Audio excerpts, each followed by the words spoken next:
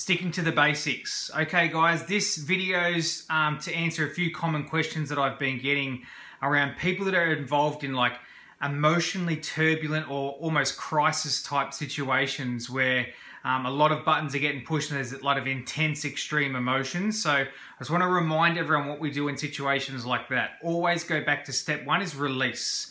Use the release techniques. If your buttons are being pushed and you're feeling whatever that negative emotion may be, whether it's anger, hurt, upset, unconfident, grief, loss, anxiety, panic, whatever the emotion is, release the emotions. Remember the emotions are like a deck of cards. You can only release the top card on the deck, so you can't release the second or third emotion in line. Make sure you're always releasing the one that you're feeling the strongest and just release them all one by one. Don't rush through it, take your time, just release one emotion, then release the next one, and then release the next one.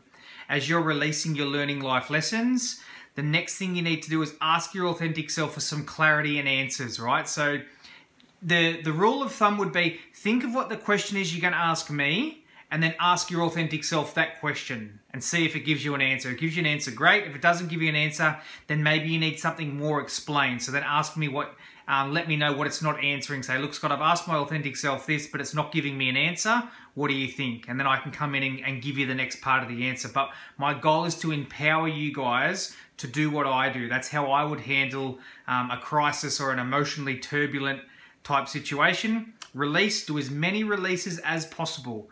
It will bottom out eventually. It's not a bottomless pit. I've been in situations where I felt like I was that before. Just keep releasing, get to the bottom end, and then ask your authentic self. So if you're then overthinking the situation, you're thinking, well, why did that happen? Or what's this person thinking? Or what's that person up to? Things that you're thinking, ask your authentic self. Say, authentic self, why did that happen to that person? Or authentic self, why did this person do this to me? What were they thinking in that moment? Or maybe say, authentic self, what's this other person up to? Anything you want to know, ask your authentic self. So follow those steps. If you then get stuck, then send me a message or a text and let me know, and I'll take you through the next step if needed. All right, guys, all the best with that.